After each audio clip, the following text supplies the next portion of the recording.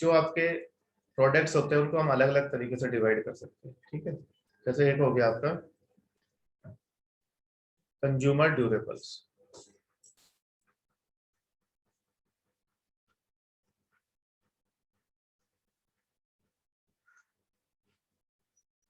Consumer durables वो product होते हैं जिनको आप which are used again and again,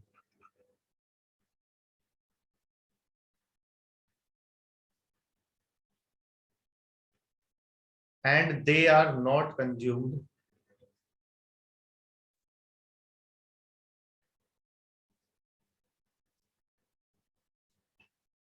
in the process.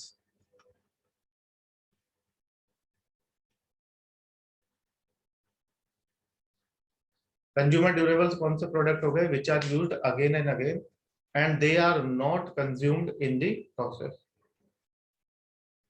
For example refrigerator, TV आपका एग्जांपल हो गया इसका। रेफ्रिजरेटर एक एग्जांपल हो गया, टीवी, रेफ्रिजरेटर,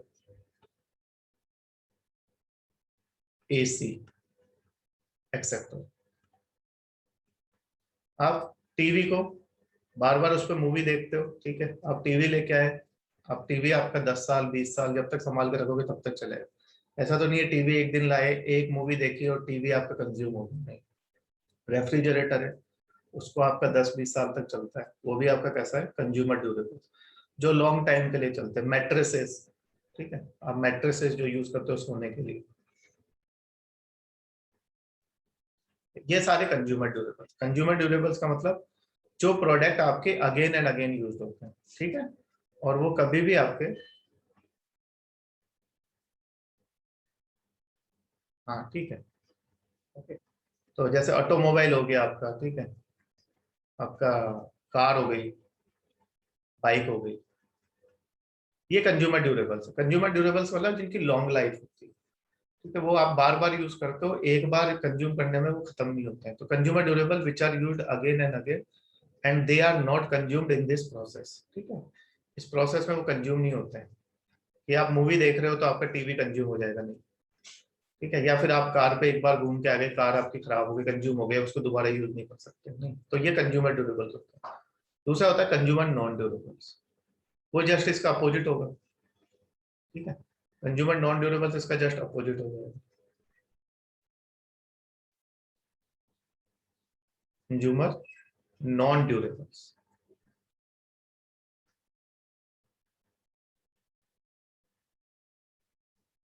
ठीक है, वो किसके लिए होते हैं, वन टाइम कंजम्पशन के लिए।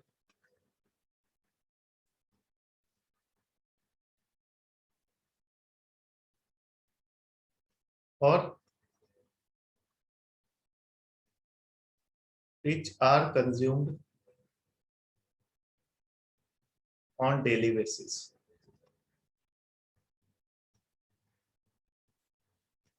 ठीक है। फॉर एग्जांपल जो एक बार आप लाए और उसके बाद आपने कंज्यूम कर लिया, for example biscuit, tea, coffee, juice etcetera, ठीक है। अब जैसे आपका रेफ्रिजरेटर है, रेफ्रिजरेटर में आप मान लो जूस रखते हो, तो वो जूस तो आपका कंज्यूमर नॉन ड्यूरेबल है, लेकिन रेफ्रिजरेटर क्या है आपका, कंज्यूमर ड्यूरेबल क्योंकि उसी रेफ्रिजरेटर में आप 10 तरह के जूस रख सकते हो। वो जूस की एक लाइफ है ना, या तो आप उसको मतलब उसकी लाइफ कोई ऐसी नहीं है कि आप उसको हमेशा के लिए यूज कर सकते हो। अगर आपने जूस में से एक सिप पी लिया तो उतना तो कंज्यूम हो गया ना। कई लोग बोलेंगे सर हम तो जूस 10 दिन में पीते हैं, आप 20 दिन में पियो, आई डोंट पी। लेकिन आपने एक, अगर उसका एक गिलास भी पिया तो वो गिलास वापस आपका यूज नहीं हो सकता, वो तो गया ना पेट में। ऐसे बिस्किट आप लाए, उसमें तो आपने 5 बिस्किट ही खाए भले से, बाकी रख दी, लेकिन वो 5 बिस्किट कंज्यूम हो गए, वो आप अगेन यूज नहीं कर सकते। लेकिन जो रेफ्रिजरेटर है वो आप उसमें कभी भी कितना भी सामान रख सकते हो। कार आपने एक बार यूज करी, 10 बार यूज करी, 20 बार यूज करी, कार से आप बिस्किट लेके आए या मेडिसिन लेके आए, वो तो आप यूज कर लोगे, ठीक है। जो यूज कर ली वो वापस से यूज नहीं हो सकती। तो कंज्यूमर नॉन ड्यूरेबल्स में वो चीजें आती हैं, वन टाइम कंजम्पशन और which are consumed on daily basis. For example biscuit, tea, coffee, juice, जो भी आप आइटम्स लेके आते हो, So this is the basic difference between consumer durables and consumer non-durables. Now intermediate goods and capital goods. ठीक है, consumer durables and consumer non durables clear है? ठीक है, हाँ, shorter life, they have shorter life, that's why I said they are used on daily basis. Okay, जो आपके consumer durables होते हैं, ड्यूरेबल्स की लॉन्गर लाइफ होती है. ठीक है, इनकी शॉर्टर लाइफ होती है. ठीक है, क्योंकि आप डेली बेसिस पे यूज करते हो, वो अगेन अगेन यूज होते हैं, तो they have long life. Now capital goods.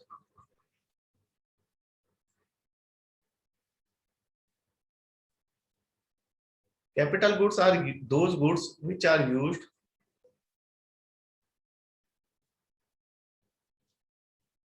for the production of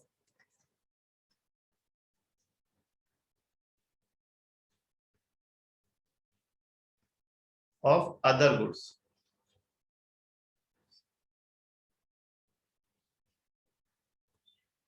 ऐसे गुड्स जिनको आप यूज करके बाकी के गुड्स प्रोड्यूस करते हो. For example machinery.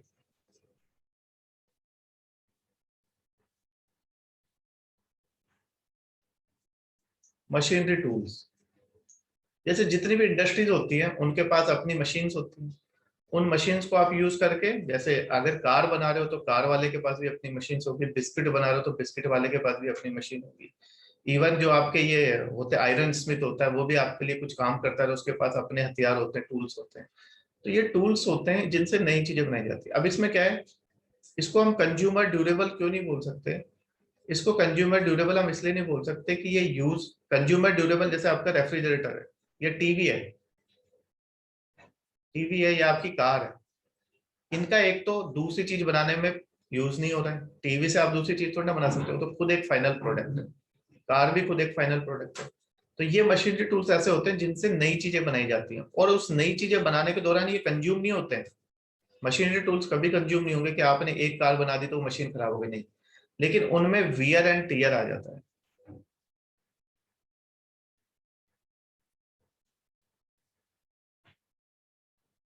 ठीक है, वियर एंड टीयर आ जाता है, और उसके लिए हमें क्या करना पड़ता है, फिर उनका मेंटेनेंस.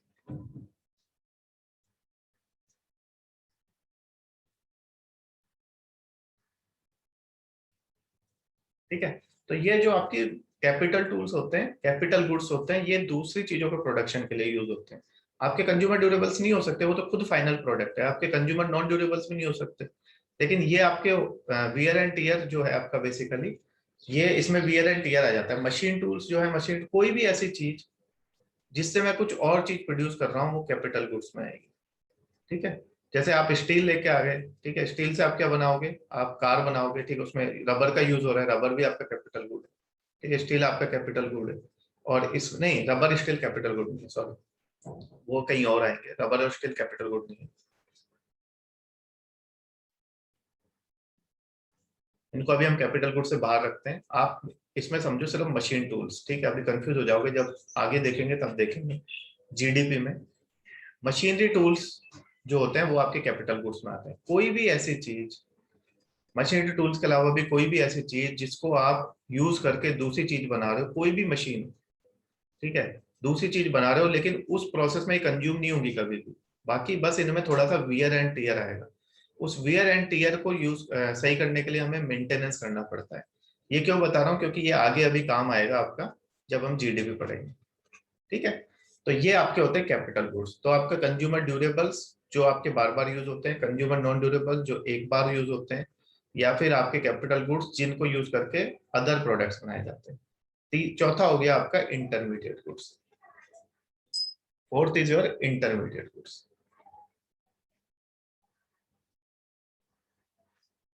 इंटरमीडिएट गुड्स,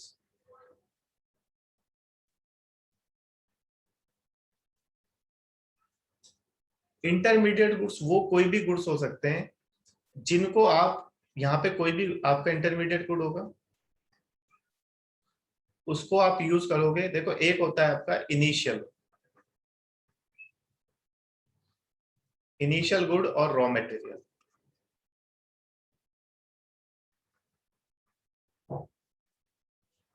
फिर आता है आपका इंटरमीडिएट गुड.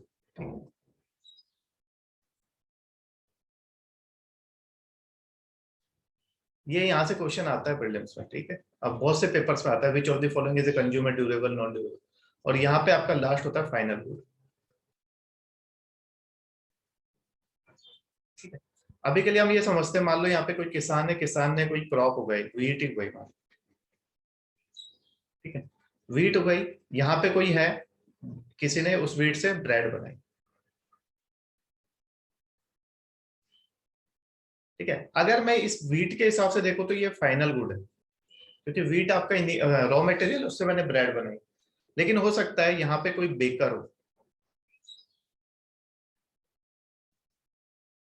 ठीक है, कोई भी हो, उसने ये ब्रेड ली और उस ब्रेड से कोई यूज करके उससे क्या बनाया, केक बनाया। अब देखो ये ब्रेड जो थी आपकी, ये रॉ मटेरियल तो नहीं है, रॉ मटेरियल तो ये था जिससे आपका शुरू में था। ब्रेड क्या है, आपकी बीच में आ रही है, इसके हिसाब से तो ये फाइनल गुड है। लेकिन मैंने क्या किया, इस ब्रेड को फाइनल गुड को यूज करके एक और गुड बनाया, तो इस केस में ये क्या हो जाएगी, आपकी इंटरमीडिएट गुड।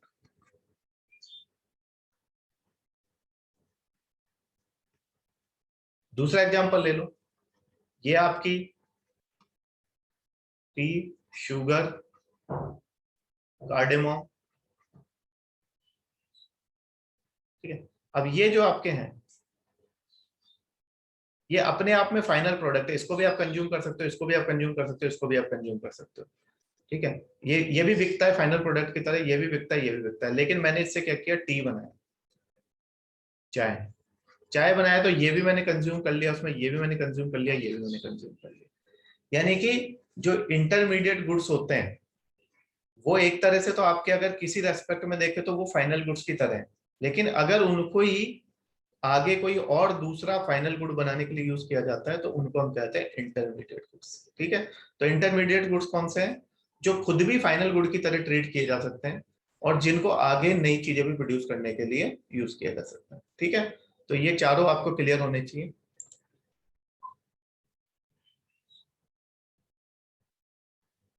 हाँ ठीक है, बिल्कुल सही है, ठीक है। अब आप इतना टेक्निकलिटी में कहाँ जा रहे हो, ठीक है।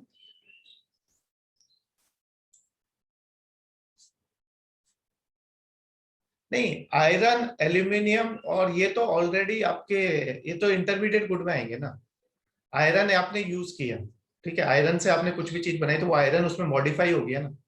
एल्यूमिनियम है, एल्यूमिनियम से आपने कुछ बनाया तो वो मॉडिफाई हो गया। एल्यूमिनियम क्या हो जाएगा आपका फिर, इंटरमीडिएट गुड। जैसे मैंने एल्यूमिनियम कहीं पे भी यूज किया, या आयरन से मैं कुछ चीज बना रहा हूँ तो उसको मैंने मॉडिफाई कर दिया। जो कैपिटल गुड्स होते हैं वो मॉडिफाई नहीं होते हैं, कैपिटल गुड्स उसी शेप में रहेंगे। जो इंटरमीडिएट गुड्स होते हैं वो मॉडिफिकेशन हो जाता है, ठीक है। जैसे अभी आपकी टी, शुगर, कार्डेमोम, इनका मॉडिफिकेशन करके मैंने चाय बना दी, ठीक है। ये भी अपने आप में फाइनल गुड्स थे, टी, शुगर, कार्डेमोम। लेकिन इन्हीं को सबको मॉडिफाई करके मैंने एक नई चीज बना दी, तो ये इंटरमीडिएट गुड का काम करे, ठीक है। तो इंटरमीडिएट गुड जो होते हैं उनमें मॉडिफिकेशन होता है। लेकिन जो आपके कैपिटल गुड्स होते हैं उनमें किसी तरह का मॉडिफिकेशन नहीं होता। मशीनरी में कौन सा मॉडिफिकेशन करोगे आप, जैसी मशीन है वैसी मशीन है, उसमें सिर्फ वियर एंड टीयर होता है, ओके। तो जो कैपिटल गुड्स होते हैं वो नए प्रोडक्ट, नई चीजें बनाने के लिए यूज किए जाते हैं, लेकिन उस प्रोसेस में वो खुद कंज्यूम नहीं होते ना, उनमें चेंज होता है ज्यादा, बस वियर एंड टीयर होता है। लेकिन जो इंटरमीडिएट गुड्स होते हैं उनसे नई चीज बनती है, और नई चीज बनाने में वो इंटरमीडिएट गुड्स आपके कंज्यूम हो जाते हैं। पार्शियली कंज्यूम हो सकते हैं या फुली कंज्यूम हो सकते हैं।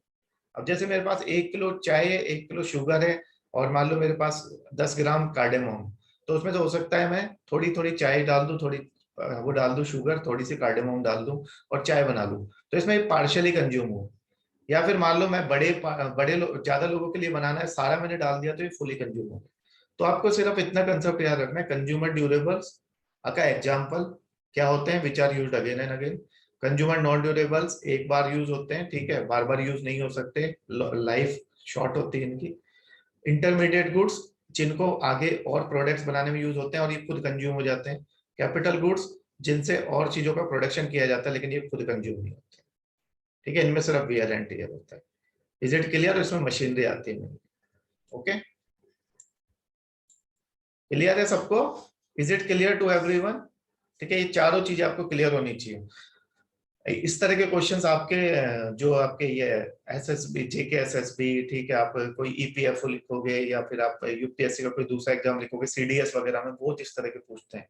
विच ऑफ द फॉलोइंग, बिल्कुल बेसिक चीजें पूछी जाती हैं, ठीक है। तो ये चारों आपको क्लियर होने चाहिए, मैंने आपको समझा दिया।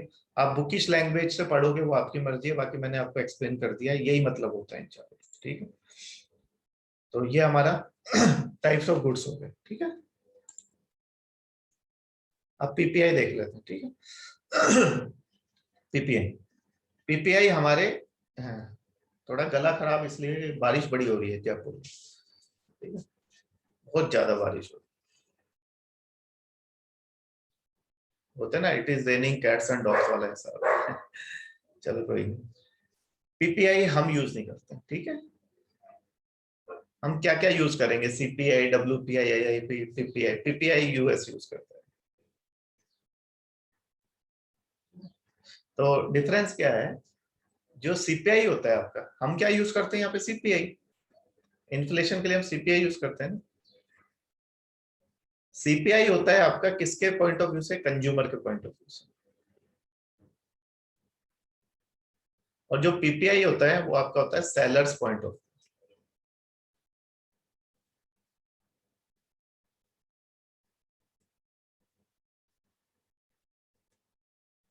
ये दो चीजें आपको याद रखनी है, ठीक है। वहां पे हमने ये प्रीलिम्स के लिए यही काम का है बस, पूरे पीपीआई में यही काम का है, क्योंकि पीपीआई हमारे यहाँ यूज नहीं करते तो वो ज्यादा पीपीआई से आपसे पूछेगा नहीं, ठीक है।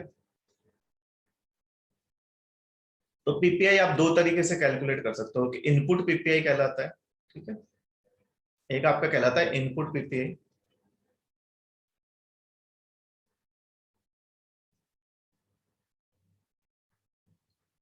और दूसरा आपका कहलाता है आउटपुट पीपीआई। क्या मतलब होता है इनका, ये आपका मान लो कोई सेलर कौन होगा, कोई चीज प्रोड्यूस कर रहा है, जो प्रोड्यूसर की बात कर रहे हो, ये कोई प्रोड्यूसर है मान लो।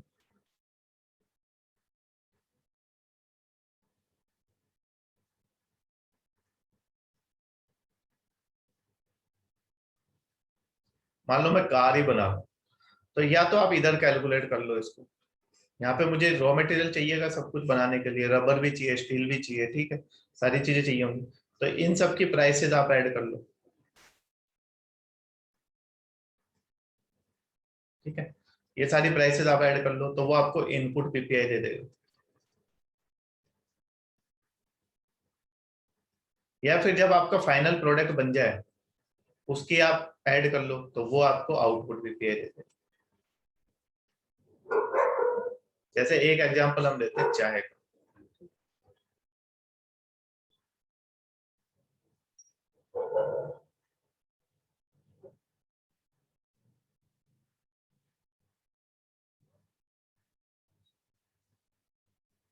यहाँ पे वो शुगर ऐड करेगा, ठीक है, टी ऐड करेगा, कार्डेमम ऐड करेगा, और भी बाकी कुछ चीजें, वाटर भी ऐड करेगा,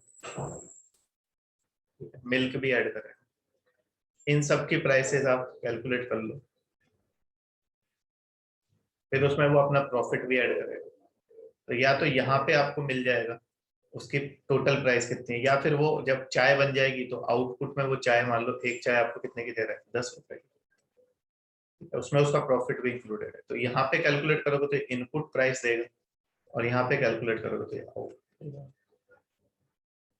ठीक है। ये आपका इनपुट और आउटपुट होता है, ठीक है। अब ये यहाँ पे तो मान लो चाय वाला जो है उससे आप डायरेक्टली चाय पीते हो, इसलिए वो आपको 10 की मिल गई, जितना उसने यहाँ प्रोड्यूस किया उतने की आपको दे दी, ठीक है, उसने अपना प्रॉफिट ले लिया। लेकिन जो ये चीजें होती हैं ये आगे जाती हैं, यहाँ से प्रोड्यूसर से और आगे जाएंगी किसी होलसेल डीलर, रिटेलर के पास, होलसेल डीलर के पास, वो अपना भी प्रॉफिट निकालेंगे, फिर जब मार्केट में आएगी तो इस पर टैक्स भी लगेगा, तो ये सब लग के आपको क्या, ये महंगी मिलती है। तो ये जो पीपीआई होता है यहाँ पे टैक्स नहीं लगा होता है इस पे कोई भी, क्योंकि ये तो ओरिजिनल वो प्राइस है जिसपे उसने प्रोड्यूस किया। अब चाय पे तो यहाँ पे कोई टैक्स लगा नहीं है, आपने बाहर आप पीते थे वहां पे चाय आप, ठीक है, जब आप कोचिंग वगैरह में पढ़ते हो चाय पीते हो तो वो चाय 10 रुपए की आपको दे दी उसने, या 8 रुपए की, 6 रुपए की, जितने की भी।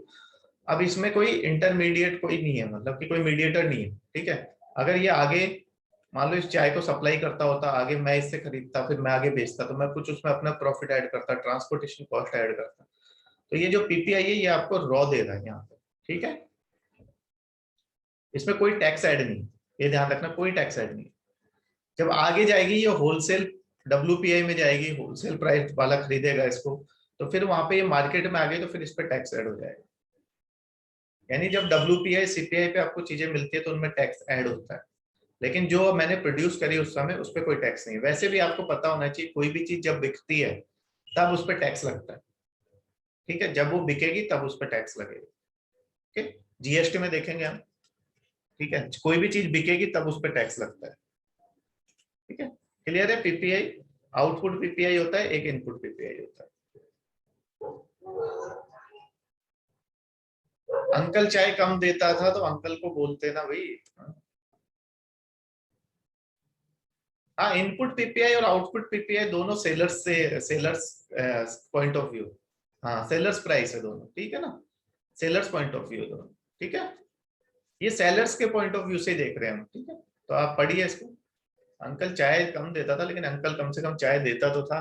अब तो आपको घर पे पीनी पड़ रही, पता नहीं मिलती होगी कि नहीं मिलती, ठीक है।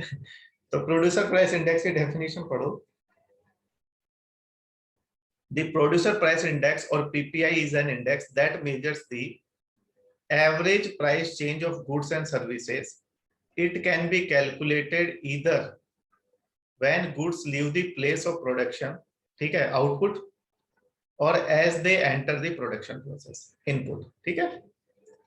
In case where the goods leave the production place, it is output PPI. Similarly, input PPI is when goods enter the production process. अभी समझा है? The PPI measures price movements from the seller's point of view.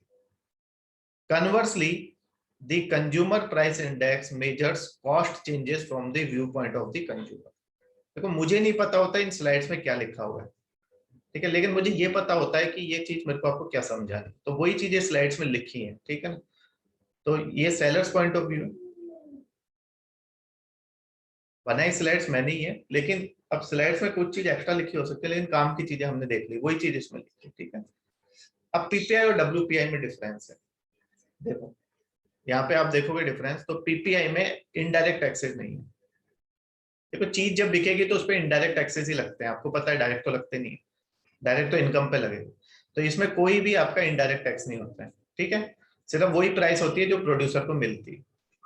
जबकि जब आपका WPI होगा, मैंने बोला वहां पे तो क्या हो जाएगा, आपका टैक्सेस कुछ आ जाएंगे पिक्चर में टैक्सेस आ जाएंगे, साथ में डिस्ट्रीब्यूशन कॉस्ट।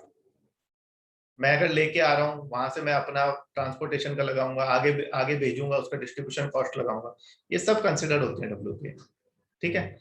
लेकिन कमाल की बात है, PPI आपका US में यूज होता है, तो इसमें गुड्स एंड सर्विसेज दोनों आते हैं। Goods and services both are included. लेकिन आपने देखा होगा कि आपका WPI में हमने देखा था कि आपका सर्विस सेक्टर इंक्लूड नहीं होता, जो ऑलमोस्ट 60% कंट्रीब्यूट करता है GDP को, वो इंक्लूड नहीं होता है WPI, ठीक है। ये अभी मैंने आपको बता दी। अब PPI और CPI में क्या डिफरेंस है वो अभी मैंने आपको बता ही दिया है कि ये आपके किसके हिसाब से होता है, सेलर पॉइंट ऑफ व्यू से,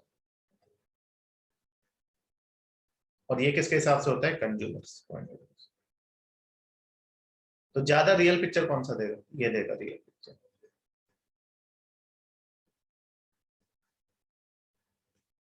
ठीक है।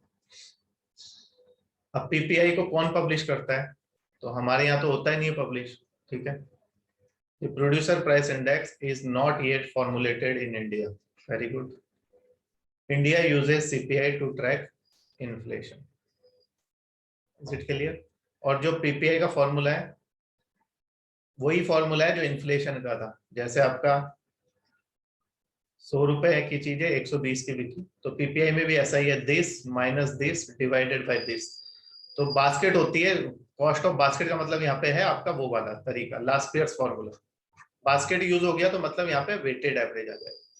Cost of basket received by the seller in the current period, जैसे हमने निकाली थी पहले, minus cost of basket in base period divide by, हाँ, divide by cost of basket in base period into 100, ठीक है। ये फॉर्मूला है, जो है याद रखने की जरूरत नहीं है, पेपर में कोई नहीं पूछेगा, PPI हमारे है ही नहीं। लेकिन जो काम की चीज थी मैंने बता दी कि PPI, WPI और CPI में क्या डिफरेंस। अब ये टेबुलर आपका रिप्रेजेंटेशन है तीनों का, ये आपको याद है तो आपको अभी तक जो हमने रामायण पढ़ी है वो सारा क्रक्स है। तो इस टेबल को आप देखिए, ठीक है। आप 2 मिनट का टाइम ले लीजिए, मैं चाय पी लेता हूँ, आप टेबल अगर कभी ली किस्मत से तो। ठीक है, तो फॉर्मूला यूज कौन सा होता है? ठीक है, फॉर्मूला यूज तीनों में कौन सा होता है? Last year. पहला पॉइंट तो ये है, पेपर के लिए काम कौन कैलकुलेट करता है? Office of the economic adviser under DPIIT, ministry कौन सी? Commerce and industry. सीएसओ को कौन करता है? इसको कौन करता है? सीपीआई को सीएसओ। ठीक है, सीएसओ करता है। सीएसओ किसके अंडर आता है? एनएसओ के अंडर। इसको भी कौन करता है? सीएसओ। सीएसओ और एनएसएसओ मिलके आपका, और एक कंप्यूटर सेंटर मिलके आपका एनएसओ बनाता है, एनएसओ बनाता है। पहले ये जो आपका था एनएसएसओ, ये एनएससी के अंडर काम करता था, तो इसको थोड़ी ऑटोनॉमी थी। अब क्या है, ये आपको पता ही है, बीच में इसने डेटा कुछ हमने अनएम्प्लॉयमेंट के छाप दिए थे, बड़ा मुद्दा बना था। तो फिर एनएससी के जो मेंबर्स थे उन्होंने रिजाइन भी कर दिया था, करवाया गया था उनसे। तो उसमें नहीं जाते हुए हम इतना समझ लेते हैं कि सीएसओ, एनएसओ और कंप्यूटर सेंटर, तीन चीजें मिला के एनएसओ बनाती है। ठीक है, तो एनएसओ के तीन पार्ट हैं, सीएसओ, एनएसएसओ एंड कंप्यूटर। पहले एनएसएसओ अलग काम करता था, अब मर्ज कर दिया इसके साथ। पब्लिकेशन इसका मंथली होता है, इसका भी मंथली होता है, इसका भी मंथली होता है। आपको पता है इसमें कंपोनेंट तीन थे। ठीक है, प्राइमरी, ठीक है, फ्यूल एंड पावर वो देखा हमने। इसमें 6 थे, फूड एंड बेवरेजेस वगैरह सब हमने देखा, वेट भी देखा। इसमें भी 3 थे, मैन्युफैक्चरिंग, माइनिंग, इलेक्ट्रिसिटी। फिर ये कितना होता है टाइप? इसका तो एक ही होता है भाई। इसके टाइप हमने 6 देखे, CPI, rural, urban, combined, IW, AL, RL. ये सेक्टर वाइज होता है। 8 कोर इंडस्ट्रीज भी देखी हमने। ठीक है, फिर ये आप में कितने हैं टोटल? 697 है टोटल, ये भी देखा हमने। इसमें रूरल में 448 आइटम्स होते हैं और अर्बन में 460 होते हैं। ठीक है, ये मैंने आपको नहीं बताया था, आप बता देता हूँ। रूरल में 448 आइटम्स होते हैं, अर्बन में 460। 448 क्यों है? रूरल में आप हाउसिंग इन्फ्लेशन काउंट नहीं करते उसमें। इसमें 809 होते हैं टोटल। ठीक है, वो लिखा हुआ है वहां पे आपके टेबल में।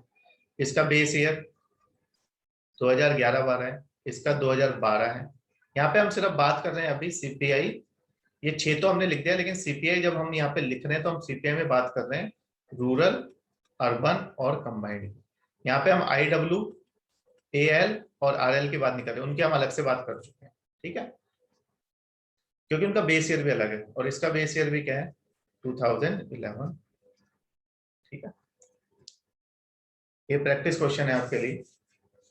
विच of the following brings out the consumer price index number for industrial workers? ठीक है, देखो ये इंडस्ट्रियल वर्कर्स के लिए पूछा होगा।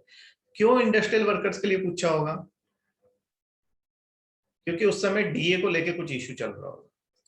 जैसे अभी चल रहा है ना, डीए फ्रीज कर दिया गया आपका, और अभी रिवीजन भी हुआ है इसमें, तो it is important for your prelims. तो इसका आंसर क्या हो जाएगा आपका? Labour bureau. ठीक है,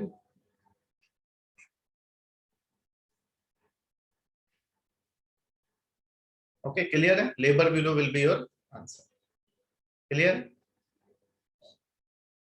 ओके, अब तो कर लोगे।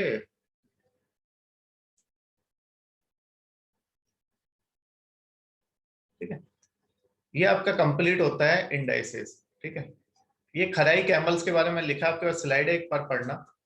इसका मैंने इसमें चित्र नहीं बनाया था, हाँ पहले वाले में डायग्राम, मैंने एक इसका चित्र भी दिया। ठीक है, खराई कैमल्स की बहुत खास बात है, ठीक है ना, ये गुजरात का जो कच्छ, ये पता है क्यों इसको मैंने बनाया था? इसलिए क्योंकि कुछ चीजें ऐसी होती हैं जो बहुत ज्यादा मतलब कि ना आपका ना ध्यान अपनी तरफ आकर्षित कर लेती है। ठीक है, होता है ना कई बार, कोई आप सुंदर चीज देखते हो, बड़ा आपका ध्यान आकर्षित हो जाता है, या अच्छी मूवी देखते हो तो आपका दिल खुश। ऐसी ऐसी चीजें होती हैं, ये जो पेपर सेटर होते हैं उनका ध्यान अपनी तरफ खींचती हैं। खराई कैमल्स की खास बात है, तैरने वाले कैमल्स, तैरने वाले ऊंट है। ये बहुत लंबा लंबा डिस्टेंस तैर के पार करते हैं पानी। ठीक है ना, ऐसे ही आपका, आपने सुना होगा कभी केबुल लमजाओ पार के बारे में। पेपर सेटर ऐसे नहीं है कि कुछ भी बना देगा केबुल लमजाओ पार। वहां पे क्या है आपका केबुल लमजाओ पार्क में? क्या है? फ्लोटिंग पार्क है ये। One of the only one, एक ही है। ठीक है, exclusively only the floating park, national park है, फ्लोटिंग नेशनल पार्क। किस पे फ्लोट करता है? लोकतक लेक पे। ऐसा है, बहुत बड़ा घास का है ना, ऐसा होता है ना घास, अगर आप मान लो किसी बड़ी सी वाटर बॉडी है उसके अंदर घास डाल दो, वो घास क्या है, उसके नीचे 3/4 मतलब 75% से ज्यादा पार्ट नीचे है और 25% ऊपर है, तो वो फ्लोट करती रहती है। ये जो फ्लोट करती है बहुत बड़ी घास है, जिसे हम फुमड़ी कहते हैं, फुमड़ी। ठीक है, इस फुमड़ी पे ये पूरा पार्क है, इसलिए इसको फ्लोटिंग पार्क कहते हैं। ठीक है, और भी काफी कुछ चीजें इसमें है। तो इसलिए खराई कैमल्स की खास बात क्या है, क्योंकि ये गुजरात के कच्छ डिस्ट्रिक्ट में पाए जाते हैं, इंडिजीनस है। ठीक है, और ये स्विमिंग कैमल्स कहलाते हैं। तो यूपीएससी ने यहाँ से क्वेश्चन पूछा था, यूपीएससी ऐसे क्वेश्चन पूछती है, या फिर आपके आप अगर पीएससी का भी पेपर उठा के देखोगे तो ऐसे रैंडमली बहुत ज्यादा क्वेश्चन नहीं पूछे जाते हैं, या तो वो कई बार अगर उसने ऐसे ही मतलब एकदम बेमन से पेपर बनाया तो कहीं से उठा के डाल देगा, लेकिन अगर वो खुद से क्वेश्चन बनाएगा तो कुछ ऐसे क्वेश्चन बनाता है जो न्यूज में रहते हैं या कहीं पे कुछ ऐसी खास बात है उसमें। ठीक है, तो ये आपका खराई कैमल्स इसलिए डाला था, आप सोचोगे कि इकोनॉमी में खराई कैमल्स कहाँ से आ गए, इसलिए डाला था। ठीक है, तो ये हमारा कंप्लीट होता है ये वाला टॉपिक। अब हम देखते हैं कुछ क्वेश्चंस।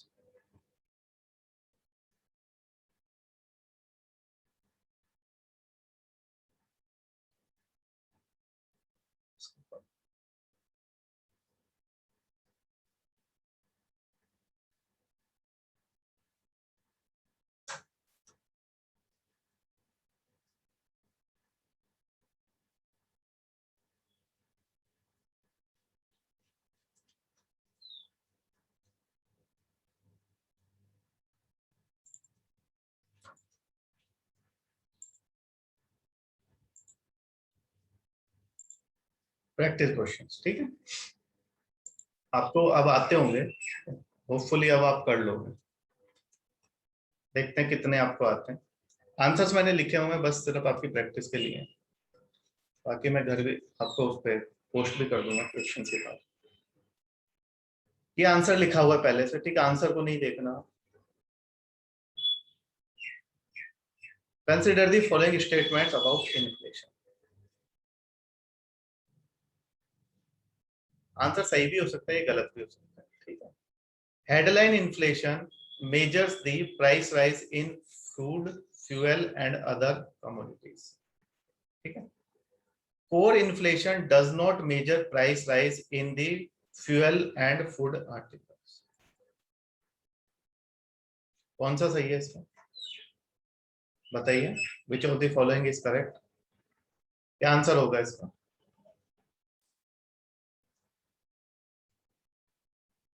ठीक है, सी लिखा हुआ।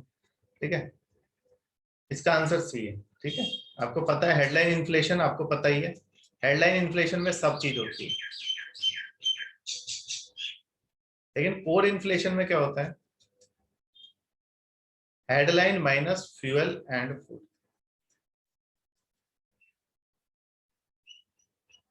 ठीक है, तो यहाँ पे इंक्लूडेड है ये, तो उनको आपने इंक्लूड किया ना। ठीक है, तो कोर इन्फ्लेशन में इनको माइनस करते हैं तो ये इंक्लूडेड है ऑलरेडी। ठीक है, सेकंड क्वेश्चन आपका मार्जिनल कॉस्ट ऑफ फंड्स, और इससे इसको मैं समझा देता हूँ। ठीक है, ये बाद में भी काम आएगा, अभी के लिए मैं आपको समझा देता हूँ, इसलिए मैंने आपको क्वेश्चंस लिए, कुछ टॉपिक यहाँ से आपको समझ। देखो क्या है, जब आपकी बैंकिंग शुरू हुई, ठीक है, अगला टॉपिक हमारा बैंकिंग ही है, तो थोड़े से आपको बेसिक्स भी क्लियर हो जाएंगे। जब आपकी बैंकिंग शुरू हुई तो बैंकिंग में एक कमेटी को बहुत मतलब इसका माना जाता है जिसकी देन है आज की बैंकिंग सिस्टम, नरसिम्हन कमेटी।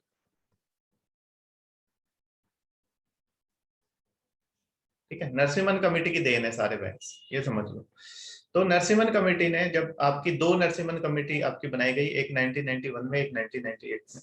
ठीक है, तो दो नरसिम्हन कमेटी बनाई गई, लेकिन वो अभी हम बाद में बैंकिंग में पढ़ेंगे। आप ये समझो कि 1999 में बैंक्स जब लोन देते थे तो वो यूज करते थे बीपीएलआर का, बेंचमार्क प्राइम लेंडिंग रेट। क्या कैसे काम करते हैं, उसके बाद 2010 में बेस रेट आ गया, ये 1999 में, ये 2010 में, और उसके बाद 2016 से आ गया आपका एमसीएलआर। अब आप कैसे काम करते हैं बैंक समझो, मान लो मेरा एक बैंक है एसबीआई। एसबीआई ने अपना इन तीनों में से कुछ भी एक, ठीक है, तीनों चीजें सेम है, बस थोड़ा सा इनमें डिफरेंस है, देखेंगे क्या डिफरेंस है। एसबीआई ने अपना फिक्स कर लिया कि मेरे को है ना एसबीआई को बैंक चलाना है, तो उसको अपनी बिल्डिंग का रेंट भी देना पड़ेगा, इलेक्ट्रिसिटी का भी देना है, प्लस अपने एम्प्लॉयज को सैलरी भी देनी है,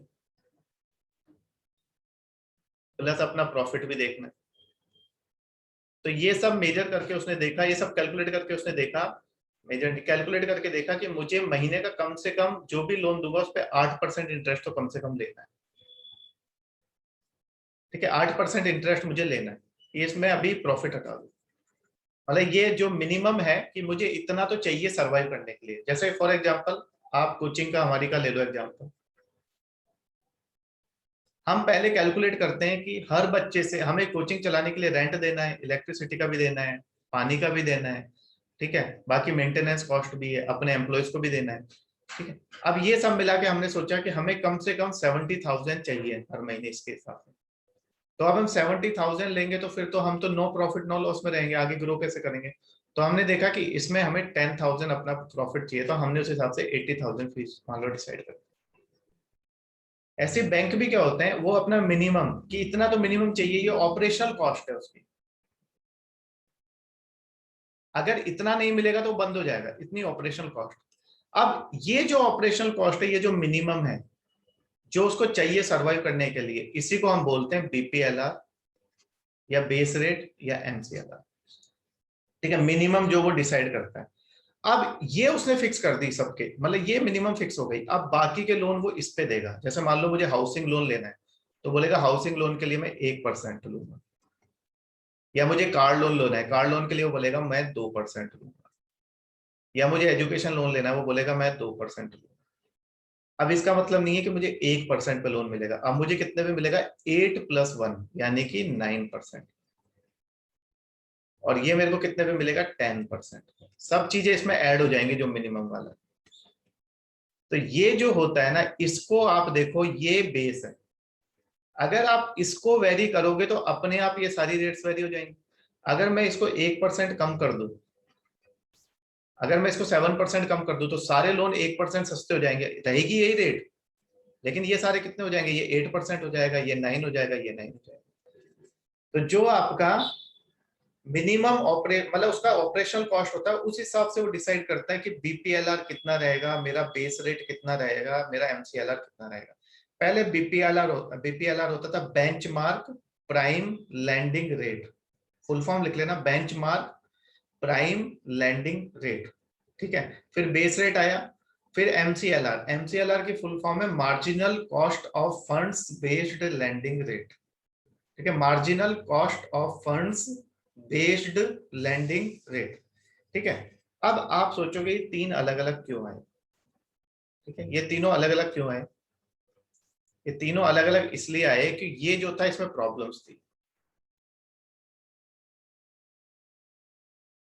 क्या प्रॉब्लम्स थी, इसमें बैंक्स बताते नहीं थे कि हमने किस हिसाब से बीपीएलआर अपना निकाला है। अब बीपीएलआर वो 8 के बजाय 9 रख लेंगे,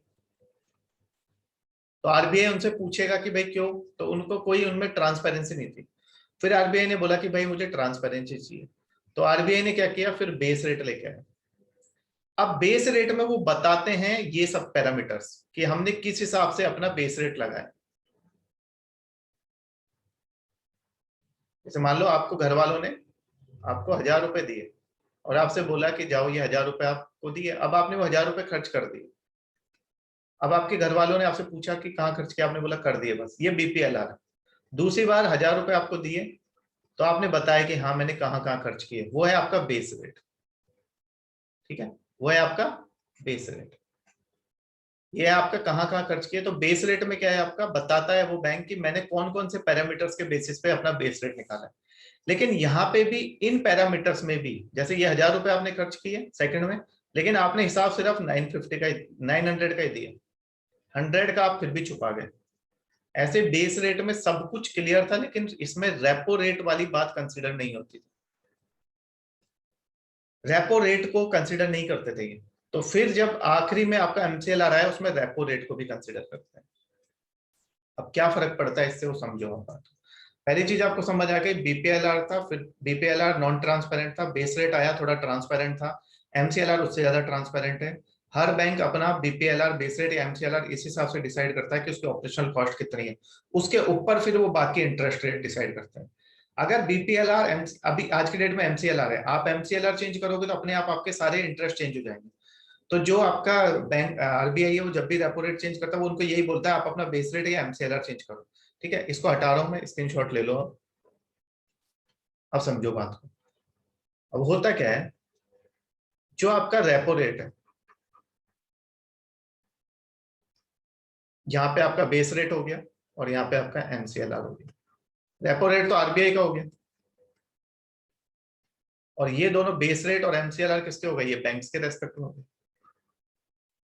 आज की डेट में भी सारे बैंक्स बेस रेट से एमसीएलआर पे नहीं गए आज की डेट में भी, जबकि आरबीआई ने इनको दिया था, ठीक है, टाइम, आज की डेट में भी बेस रेट चल रहा है। देखो काफी बैंक चले गए एमसीएलआर पे। अगर आप लोन लेने जाओगे तो आप जाके, अगर आज की डेट में आप लोन लेने जाओ ना, वो बोलेगा बेस रेट पे, आप उससे पूछना जाके कि बेस रेट पे दे रहे हो एमसीएलआर पे दे रहे हो। अगर वो आपको बेस रेट पे भी दे रहा होगा, पूछने से वो आपको एमसीएलआर पे देगा, क्योंकि आपको ज्ञान है। अगर आपको ज्ञान नहीं होगा तो वो बेस रेट पे देगा, वो बैंक की उसके पास इतना डिस्क्रिप्शन है। तो आरबीआई ने इनको बोला था 2016 में कि आप ये बेस रेट खत्म कर दो। क्यों बेस रेट खत्म कर दो? आरबीआई अगर रेपो रेट कम करता था तो ये अपना बेस रेट कम नहीं करते थे, क्योंकि इसमें इन्होंने रेपो रेट वाला चीज को कंसिडर ही नहीं किया था। लेकिन एमसीएलआर में रेपो रेट भी एक फैक्टर है, कि अगर आरबीआई ने रेपो रेट कम किया तो बैंक को भी अपना एमसीएलआर कम करना पड़ेगा। क्यों कम करना पड़ेगा? क्योंकि इस केस में रेपो रेट कम करने के बाद बैंक्स को ज्यादा पैसा मिलेगा, banks will have more money.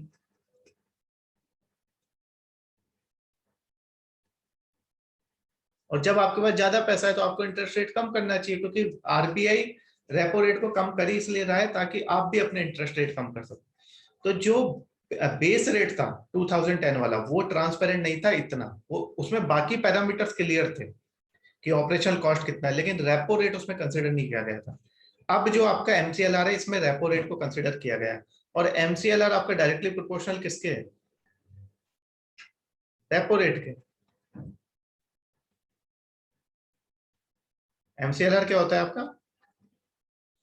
Marginal cost of funds based lending rate. ठीक है, अगर आप रेपो रेट कम करोगे तो आपको एमसीएलआर कम करना पड़ेगा, और मान लो आपने रेपो रेट बढ़ाया तो आप एमसीएलआर बढ़ा सकते हो, इसलिए डायरेक्टली प्रोपोर्शनल। लेकिन जब आरबीआई, देखो जब बढ़ाती है आरबीआई रेपो रेट तो ये सब बढ़ा देते हैं अपना इंटरेस्ट, लेकिन जब कम करती है तो कम नहीं करते। अभी मैंने भी अपना एक लोन बेस रेट से एमसीएलआर में ट्रांसफर कराया, उस पर मेरे को काफी मतलब 0.25 0.35 के आसपास का इंटरेस्ट का फर्क पड़ गया। तो अगर आपने कहीं से लोन लिया है तो उससे पूछना भाई मेरा बेस रेट पे चल रहा है या एमसीएलआर पे चल रहा है। एमसीएलआर हमेशा कम हो, क्योंकि वहां पे रेपो रेट में उसके पास पैसा आएगा तो वो उस सारी चीजों को, क्योंकि ट्रांसपेरेंट है ना, वहां पे आप झूल झपाटा नहीं कर सकते। तो this is the difference between base rate, MCLR and BPLR. और इस तरीके से बैंक काम करते हैं, हर इंस्टीट्यूशन इसी तरीके से काम करता है। एक मिनिमम उसका ऑपरेशनल कॉस्ट होता है, उस हिसाब से वो अपना प्रॉफिट देखता है, और उसी हिसाब से वो अपनी रेट्स डिसाइड करता है। इसी हिसाब से हर कोचिंग अपनी फीस भी डिसाइड करता है। इसी हिसाब से आप कहीं पे जाते हो तो कोई घर आप रेंट पे लेते हो, वो अपना रेंट डिसाइड करता है। ठीक है, अब आप सेकंड क्वेश्चन देखो। Consider the following statement regarding marginal cost of funds based lending rate. Full form तो यहाँ पे भी लिखा हुआ है। RBI has replaced base rate with MCLR, बिल्कुल सही है। MCLR is more sensitive to policy changes in comparison to base rate, ये भी बिल्कुल सही है। तो आंसर क्या है इसका? क्लियर है ये सबको? नहीं, इनकम्प्लीट ट्रांसमिशन तो तब भी होगा, incomplete transmission will be there, but ये एंश्योर करता है कि भाई रेपो रेट का असर पड़ेगा एमसीएलआर। अब इनकम्प्लीट ट्रांसमिशन का आप मतलब नहीं समझे अधीश्वर, आप इनकम्प्लीट ट्रांसमिशन का मतलब नहीं समझे। इनकम्प्लीट ट्रांसमिशन का मतलब ये था भाई कि अगर आरबीआई ने अपना रेपो रेट 1% कम किया, 100 बेसिस पॉइंट्स, तो हिसाब से बैंक्स को भी अपना इंटरेस्ट रेट 100 बेसिस पॉइंट्स कम करना चाहिए। या 100 नहीं तो कम से कम 90 तो करो, 0.9 तो आप करो। लेकिन वो नहीं करते हैं। क्यों नहीं करते हैं? इनडायरेक्ट ट्रांसमिशन, वही इनकम्प्लीट ट्रांसमिशन है। वो जितना आरबीआई करता है उतना कम नहीं करते। एमसीएलआर में वो कम करेंगे अपना इंटरेस्ट रेट। मान लो आरबीआई ने अपना 50 बेसिस पॉइंट्स कम किया, तो हो सकता है 25 बेसिस पॉइंट कम कर दे। तो ये भी तो इनकम्प्लीट ट्रांसमिशन है ना। आरबीआई 50 कर रहा है, वो आपका कितना कर रहे हैं? 0.25 ही कर रहे हैं, वो 0.5 कर रहा है। मतलब अभी मैं जैसे आपको इकोनॉमी पढ़ा रहा हूँ, सब कुछ मैं आपको पढ़ा रहा हूँ, ए टू जेड क्वेश्चंस भी करा रहा हूँ, पूछ भी रहा हूँ, डाउट भी क्लियर कर रहा हूँ।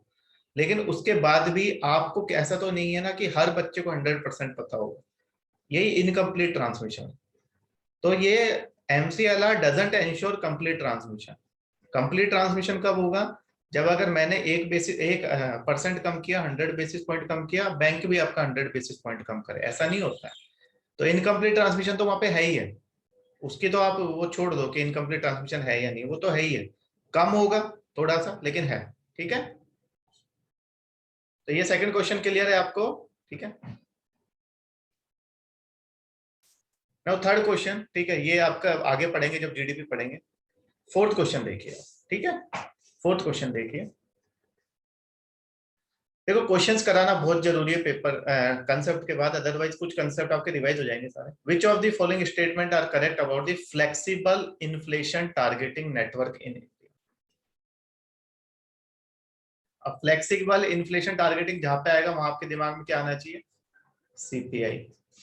और क्या आना चाहिए? 2 to 6%। और क्या दिमाग में आना चाहिए? Monetary policy committee. बस हो गया question.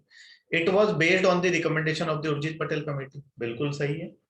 It was given statutory status bye amending the act of 1934। ये पढ़ाया मैंने आपको, ठीक है, तो दोनों क्या है इसको सही। Is it clear? Okay. Consumer price index, ठीक है। Which of the following consumer price index are, ये भी हो सकता है कि ये क्वेश्चन सीधे सीधे उठ के आपके पेपर में आए। Which of the following consumer price index are released by Labor Bureau in Ministry of Labor? तो कौन कौन से होते हैं? ये भी होता है, ये भी होता है, ये भी होता है। पहले ये भी होता था, चारों ही करता था। तो अगर दिया है तो ये भी सही है। तो आंसर क्या है इसका? अच्छा, 1 2 3 एंड 4, ठीक है। नहीं नहीं, हाँ ठीक है। ये वाला अब हमने डिसकंटिन्यू कर दिया ना, इसको हटा दो। यस, ये डिसकंटिन्यू हो चुका है, पहले करते थे इसको। तो इसका आंसर 1 2 एंड 3 होगा। ठीक है, 1 2 3 एंड 4 नहीं होगा, क्योंकि अभी क्वेश्चन पूछा जाएगा तो ये तो डिसकंटिन्यू हो चुका है। पहले पूछा जाता तो इसका आंसर 1 2 3 एंड 4 होता। अभी इसको हमने डिसकंटिन्यू कर दिया तो इसका आंसर है। Okay, clear. Now sixth is your different question, zero based budgeting का क्वेश्चन है, वो आगे पढ़ेंगे। क्राउडिंग ऑफ इफेक्ट आगे पढ़ेंगे। Determinants of supply, this is a good question. ठीक है, ये देखिए आप। Which of the following are determinants of supply? Supply इनमें से किस किस चीज से इंपैक्ट होती है? The number of sellers in a market, बिल्कुल। अगर मोबाइल का एक ही सेलर है या 10 सेलर है तो सप्लाई पे फर्क पड़ेगा। ठीक है, सब्जी बेचने वाला एक ही है या 10 है तो सप्लाई पे फर्क पड़ेगा। ठीक है, the amount of government regulation, subsidies और टैक्सेस इन मार्केट, वो मैं आपको बता ही चुका हूं पहले। ठीक है, हमने पढ़ा था टैक्सेस और पब्लिक एक्सपेंडिचर, इन दोनों से फर्क पड़ता ही पड़ता है।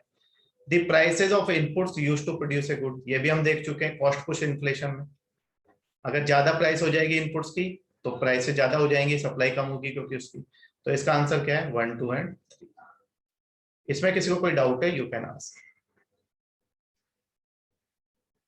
ठीक है, तीनों चीजों से सप्लाई पे देखो, बिल्कुल अब आपको लॉजिकली अब आपको सारी चीजें आती हैं पढ़ने के बाद। सारा खेल कुछ भी पूछ ले वो आपसे, अब आप कर सकते हो। ठीक है,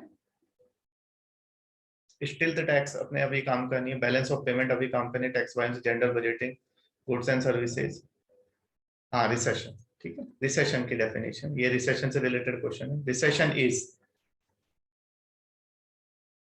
N economic contraction when the GDP declines for 2 consecutive years। ये तो डिप्रेशन आ जाएगा यहाँ तो। ठीक है, एन इकोनॉमिक बूम, बूम तो होता ही नहीं। An economic contraction, yes contraction होता है when the GDP declines for 2 consecutive quarters। And none of this. ठीक है, तो इसमें आंसर क्या है आपका? Is it clear? ठीक है, कहीं डाउट हो आपको तो आप पूछ सकते हो। ठीक है, ये आंसर्स मैंने ऊपर लिख दिए हैं आपको, मैं ये पूरी पीडीएफ ये जो स्लाइड से भेजूंगा। 50 क्वेश्चन है, बहुत अच्छे क्वेश्चन है इसमें। ठीक है, गार हमने पढ़ा नहीं है अपना। हाँ ये देखो क्वेश्चन, ये क्वेश्चन अभी पढ़ा नहीं है लेकिन आपको ये क्लियर होना चाहिए। नहीं पढ़ लिया है वैसे तो हमने डिमांड। दी ऑयल प्राइसेस, ये पहले का क्वेश्चन है, अभी तो राइज हो रही है, पहले डिक्लाइन कर रही थी। The oil price is falling because of the following reasons. Increase या डिक्रीज कर सकती है। देखो ऑयल प्राइस आपकी इंक्रीज भी कर सकती है, आपसे दोनों क्वेश्चन पूछे जा सकते हैं, इंक्रीज भी कर सकती है, डिक्रीज भी कर सकती है। तो डिक्रीज किस वजह से करती है? ठीक है, demand is low because of weak economic activity.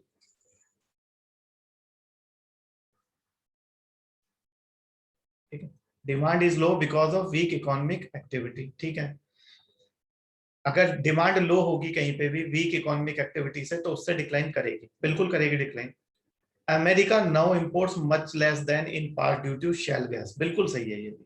ठीक है, अगर कभी भी ऑयल प्राइस डिक्रीज करेंगे तो एक रीजन ये होगा, दूसरा रीजन ये होगा क्योंकि अमेरिका शेल गैस से निकालता है।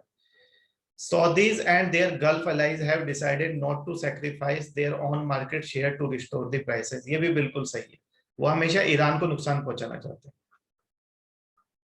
अभी भी देखो इंटरनेशनल मार्केट में कमी है, हमारे यहाँ पे ज्यादा प्राइस है। हमारे यहाँ ज्यादा प्राइस क्यों है? क्योंकि उस पर टैक्स बहुत ज्यादा है। More supply of petrol due to discoveries in mid Africa, नहीं वहां ऐसी कोई डिस्कवरी नहीं हुई है रिसेंटली। ठीक है, दिस इज रॉन्ग। तो इसका आंसर क्या है? 1, 2 एंड 3। ठीक है, मिड अफ्रीका में कोई, अगर अफ्रीका में ऐसी डिस्कवरी हो जाएगी तो अफ्रीका तो बहुत ऑयल रिच हो जाएगा।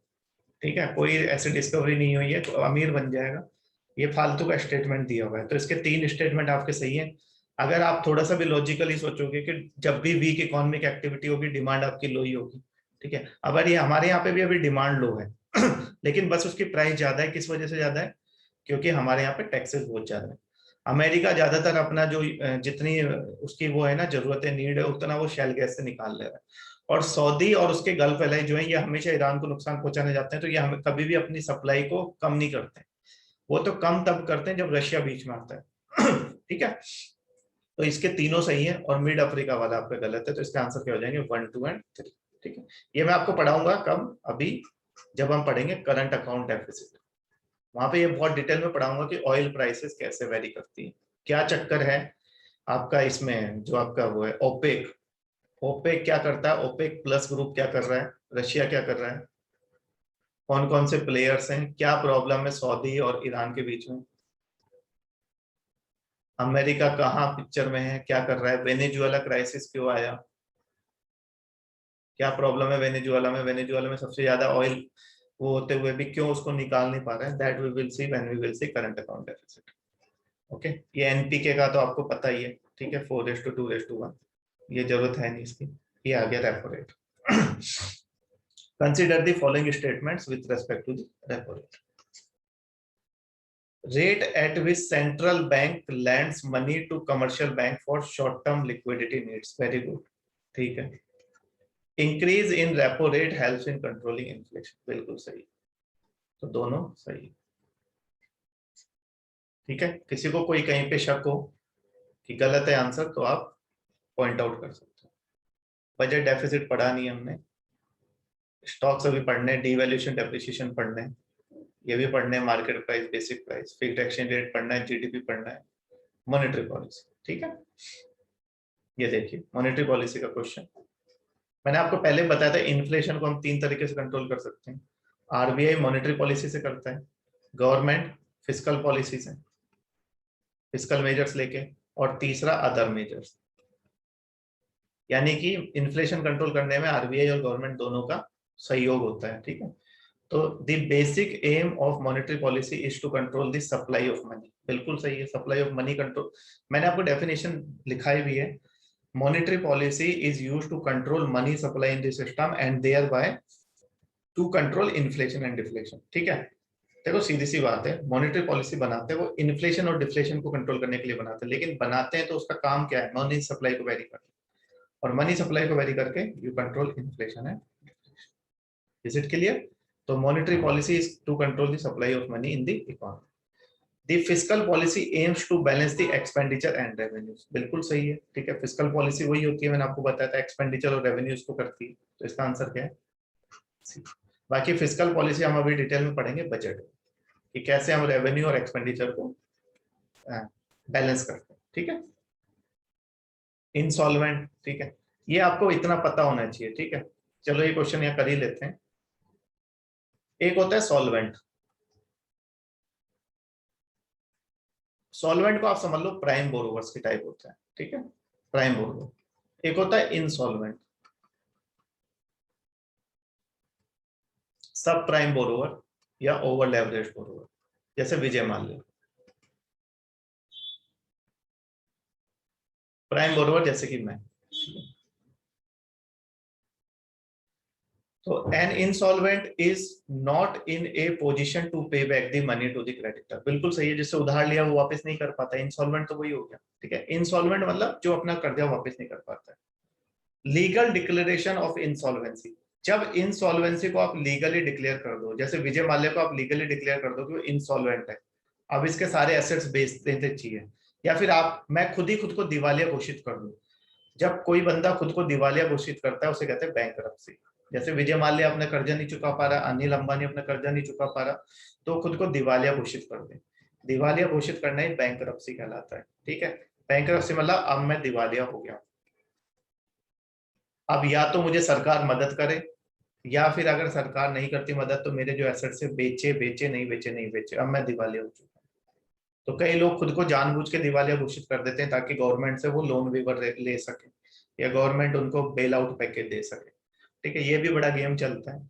तो जो इंसॉल्वेंट है वो, सॉल्वेंट वो जो प्राइम बोरोवर की तरह है, इंसॉल्वेंट सब प्राइम बोरोवर या over leverage borrower, just as your Vijay Mallya, ठीक है। तो वो आपका लोन वापस नहीं कर सकता, या फिर जानबूझ के करना नहीं चाहता, या फिर सिचुएशन ऐसी हो गई नहीं कर पाया, फिर वो बाद में उसको दिवालिया घोषित खुद कर सकता है, या फिर उसको गवर्नमेंट मतलब बैंक्स डिक्लेयर कर सकते हैं। जैसे आपका इंसॉल्वेंसी एंड बैंकरप्सी कोड आया हमारे यहाँ पे आईबीसी, वो डिक्लेयर कर देता है कि अब ये इंसॉल्वेंट हो चुका है, इसके एसेट्स को नीलाम कर देना चाहिए, ठीक है। वो पढ़ेंगे आगे आईपीसी डिटेल, ठीक है। प्राइमरी मार्केट सेकेंडरी मार्केट पढ़ना है अभी, डिसइन्वेस्टमेंट पढ़ना है, बेस इरोजन पढ़ना है, कैपिटल गेन्स टैक्स पढ़ना है, मसाला बॉन्ड्स हम पढ़ चुके हैं, ठीक है।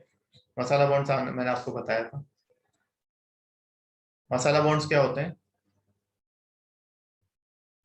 जो यहाँ के बॉन्ड्स होते हैं जिनको बाहर हम रुपये में denominate, all masala bonds are denominated in Indian rupees, ठीक है, और इनको बाहर बेचते हैं हम। This bonds insulate the investors from exchange rate fluctuation. बिल्कुल सही। ये आगे जब थोड़ा सा एक्सचेंज रेट पढ़ेंगे तब समझ जाना, लेकिन ये सही है, जब आप रुपये में डिनोमिनेट करते हो तो फिर आपको क्या है, यहाँ डॉलर है, ठीक है, तो डॉलर के साथ उसकी फ्लक्चुएट करेगी प्राइस, लेकिन आपको रुपये में ही पे करना है। तो उसमें ऐसा नहीं है कि आपको डॉलर के हिसाब से रुपये ज्यादा पे करना है या उतना, जितना है जितने में है उतना ही देना है। तो इसमें इसलिए ये सेफ होते हैं। और इनको कौन हेल्प करता है इसमें? IFC, international finance corporation. तो ये किसका पार्ट है? ये वर्ल्ड बैंक का पार्ट। तो वर्ल्ड बैंक हेल्प करता है मसाला बॉन्ड्स को इशू करने में। यहाँ के जितने कॉर्पोरेट्स हैं, बड़े लोग हैं या फिर बिजनेसमैन हैं, उनके बॉन्ड्स वो बाहर बिकवाता है। रुपी डिनोमिनेटेड बॉन्ड्स होते हैं, तो रुपी डिनोमिनेटेड है तो फ्लक्चुएशन से कोई फर्क नहीं पड़ता हमें, डॉलर हो कुछ भी हो, किसी से कुछ भी हो, हमें जितने का हमने बॉन्ड दिया हम उतना ही पैसा वापस करते हैं बाद में, और उस पर प्लस इंटरेस्ट दे देते हैं, ठीक है। तो इन्वेस्टर्स को क्या है, इससे उससे कोई फर्क नहीं पड़ता कि रुपया आपका कम हो गया या ज्यादा हो गया, उसको उतना ही मिलेगा जितने का बॉन्ड उसने खरीदा है, कम नहीं होगा उसका, ठीक। नेक्स्ट ये हमने अभी देखा नहीं है, ये भी नहीं देखा है, वो हम वापस से देखेंगे। ये जो है ना मसाला बॉन्ड्स और महाराजा बॉन्ड्स और टाइप्स ऑफ बॉन्ड, इन्फ्लेशन, वहाँ सारे टाइप्स देखेंगे, तब आपको ये चीज ज्यादा क्लियर हो जाएगी। टेक्सटाइलिज्म देखा नहीं, पार्टिसिपेटरी नोट देखा नहीं, प्रायोरिटी सेक्टर लैंडिंग, ठीक है। प्रायोरिटी सेक्टर लैंडिंग से रिलेटेड क्वेश्चन क्या है? Priority sector lending is applicable to दो sectors which do not get easy credit. बिल्कुल सही है, जिनको आसानी से लोन नहीं मिलता उनके लिए ये, नहीं तो फिर प्रायोरिटी की जरूरत ही नहीं थी। एक्सपोर्ट क्रेडिट, बिल्कुल एक्सपोर्ट के लिए दिया जाता है, एजुकेशन के लिए दिया जाता है, हाउसिंग के लिए दिया जाता है, are components of private sector. बिल्कुल सही, ठीक है। एमएसएमई को दिया जाता है ना एक्सपोर्ट के लिए, ठीक है। बाकी आपको एक्सपोर्ट वैसे भी दिया जाता है, अगर आप कोई भी चीज एक्सपोर्ट करना चाहते हो, कुछ भी बना के, आप सिर्फ एक्सपोर्ट ही करना चाहते हो, या मान लो आपने सेज में कोई अपनी खोली है स्पेशल इकोनॉमिक जोन, ठीक है, तो वहां पे आपको प्रायोरिटी सेक्टर में काउंट किया जाएगा, आपको उसके लिए पहले लोन मिलेगा, ठीक है। एसेंशियल कमोडिटीज एक्ट मैंने अभी आपको, ठीक है, हमने थोड़ा बहुत तो पढ़ाई है, ठीक है, जब हमने वो देखा था अदर मेजर्स में।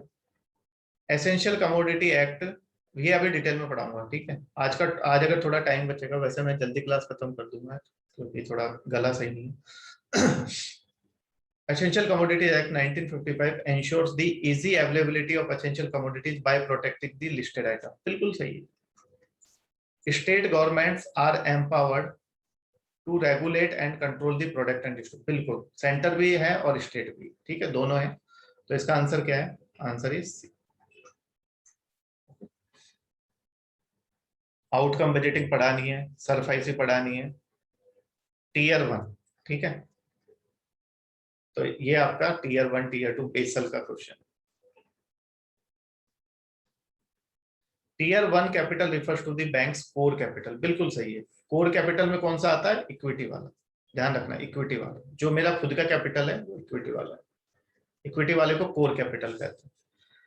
Capital adequacy ratio is used to measure the quality of banks balance sheet, बिल्कुल सही है, ठीक है, कि वो अपना रिस्क कितना है, उसका लेवरेज कितना है, तो सब कुछ मेजर करने के लिए होता है, तो इसका आंसर है सी। देखो, मैं आपको इन क्वेश्चन से एक चीज और बताता हूँ। जब वो स्टेटमेंट फॉर्म में देगा ना, तो अगर उसने बेसल से रिलेटेड क्वेश्चन दिया, किसी भी चीज से रिलेटेड क्वेश्चन दिया, जो रॉन्ग स्टेटमेंट बनाना थोड़ा मुश्किल होता है, क्योंकि रॉन्ग स्टेटमेंट बनाने में मेरे को दिमाग लगाना पड़ेगा। इसलिए साइंस एंड टेक के आप देखना, जितने क्वेश्चन आते हैं जिसमें 3-4 स्टेटमेंट लिखे रहते हैं, वो सारे सही होते हैं।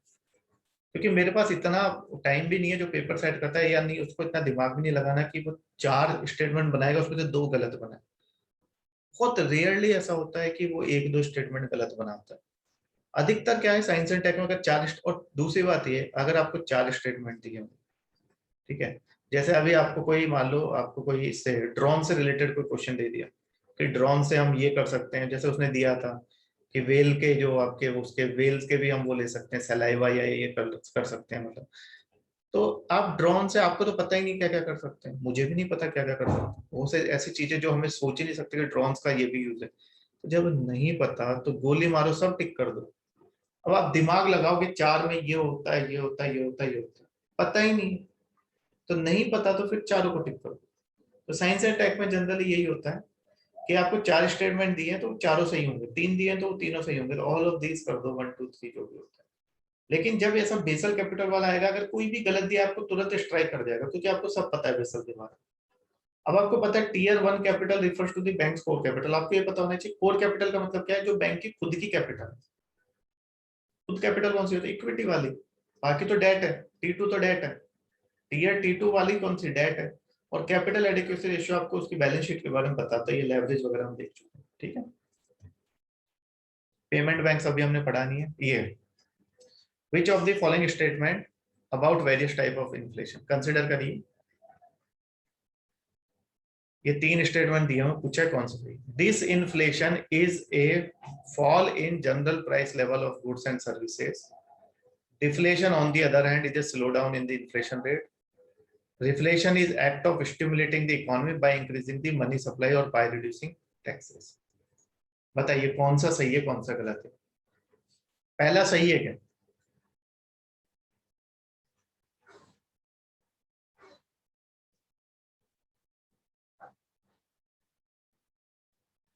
SLR CRR नहीं आता टीयर 1 में भाई। Basel is totally different from your Basel capital. SLR CRR से अलग वाला है, उसको साइड में रख दो ना, SLR CRR उसको भूल जाओ, बेसल को याद हो। बेसल उसके अलावा पैसा है। जैसे आपके घर में, मान लो आपके घर वालों ने 5,000 रुपए रखे खर्चे के लिए, ठीक है, वो 5,000 रुपए जो खर्चे के लिए रखे साइड में, वो CRR SLR टाइप है। और आपके बाकी के पैसे छुपा के रखें 20,000 रुपए अनफोर्सिन सर्कमस्टांसेस के लिए, वो 20,000 आपका बेसल, ठीक है। ठीक है, तो इसका थर्ड ओनली होगा, क्यों होगा? Disinflation is a fall in general price level of goods and services. नहीं, ये तो डिफ्लेशन की डेफिनेशन। सेकंड क्या है? Deflation on the other hand is a slow down in the inflation rate. नहीं, ये आपकी किसकी डेफिनेशन है? डिसइंफ्लेशन। तो इसमें क्या किया है, ये दोनों डेफिनेशन इंटरचेंज कर दी गई है, तो दोनों गलत है, ये भी गलत है, ये भी गलत है। तो 1 और 2 तो हो नहीं सकता, 1 हो नहीं सकता, तो ये भी नहीं हो सकता, ये भी नहीं हो सकता, बचा सिर्फ। This is your answer. अगर आप इसमें से 1 वाला गलत हो जाता है, आपको पता है 1 वाला गलत है, तो बाकी को देखने की जरूरत ही नहीं है, ये भी गलत है, ये भी गलत है, फिर ये भी गलत है, यही बचा सिर्फ। तो इस तरह से आप एलिमिनेट करके भी कर सकते हैं। तीसरा सही है, रिफ्लेशन हम कब करते हैं? ये आपका रिफ्लेशन, यहाँ से हम मनी सप्लाई को बढ़ाते हैं डिफ्लेशन से बाहर निकालने के लिए, तो मनी सप्लाई को बढ़ाएंगे या टैक्सेस कम करेंगे ताकि मनी सप्लाई बढ़े, तो थर्ड इज राइट। हमने जो देखा था चार्ट, आप वापस से देख लेना, उसमें ऐसे ही तो था, ये इन्फ्लेशन वाला पार्ट था, ये डिफ्लेशन वाला पार्ट था, यहाँ पे डिसइन्फ्लेशन करते थे इन्फ्लेशन की रेट को कम करने के लिए, तो उसका आंसर ये है, ठीक है, उसकी डेफिनेशन ये है। और रिफ्लेशन किस लिए करते थे? डिफ्लेशन से बाहर निकालने के लिए, तो मनी सप्लाई यहाँ पे इंक्रीज करेंगे और या टैक्सेस कम करेंगे ताकि मनी सप्लाई इंक्रीज हो, तो इसका आंसर है ओनली थर्ड। ठीक है, फाइनेंशियल मार्केट्स अभी हमने पढ़े नहीं, अभी पढ़ेंगे। Consolidation of public sector bank हमने पढ़ा नहीं है, ठीक है। बैलेंस ऑफ पेमेंट अभी पढ़ा नहीं है। Causes of inflation, which of the following are the causes of, can be, देखो कैन बी लिखा है, can be word is important, can be हो सकते हैं, पॉसिबिलिटीज। अगर ये लिख देता which of the following cause inflation, मतलब कैन बी हटा देते तो फिर ये आंसर हम निकाल नहीं सकते। इंक्रीज इन पॉपुलेशन, अब कैसे? अगर ये लिख देता कैन भी हटा देता, यहाँ पे इंक्रीज इन पॉपुलेशन, हो सकता है कि जितनी पॉपुलेशन इंक्रीज हो उतनी मैंने कमोडिटीज भी बढ़ा दी हो, तो इन्फ्लेशन नहीं होगा।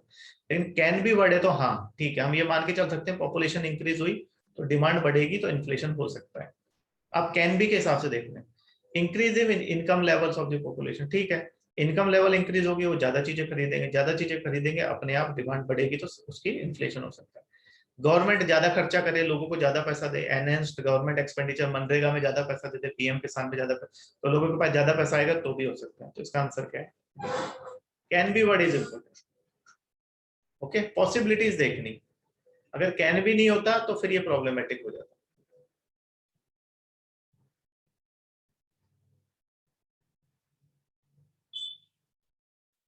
क्या कह रहे हो मुशरत, मुशारत, मुशरत, क्या कह रहे हो? इट इज डिफ्लेशन, डिफ्लेशन क्या होता है भाई?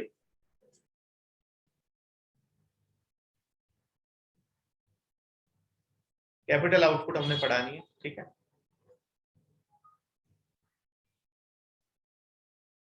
ठीक है, तो आज के लिए इतना ही, ठीक है। बाकी की आपकी कल क्लास नहीं होगी, अब आपकी फ्राइडे को क्लास होगी। फ्राइडे से हम बैंकिंग शुरू करेंगे, ठीक है, बैंकिंग खत्म करके फिर बजट शुरू करेंगे, फिर बैलेंस ऑफ पेमेंट, बस ज्यादा बच्चा नहीं, थोड़ा सा इकोनॉमिक सर्वे और बजट में टाइम लगेगा, अदरवाइज ज्यादा कुछ है नहीं। बैंकिंग और balance of payment main topic है, बीच में मिसलेनियस टॉपिक हम करते जाएंगे। किसी को कोई डाउट है, यू कैन आस्क।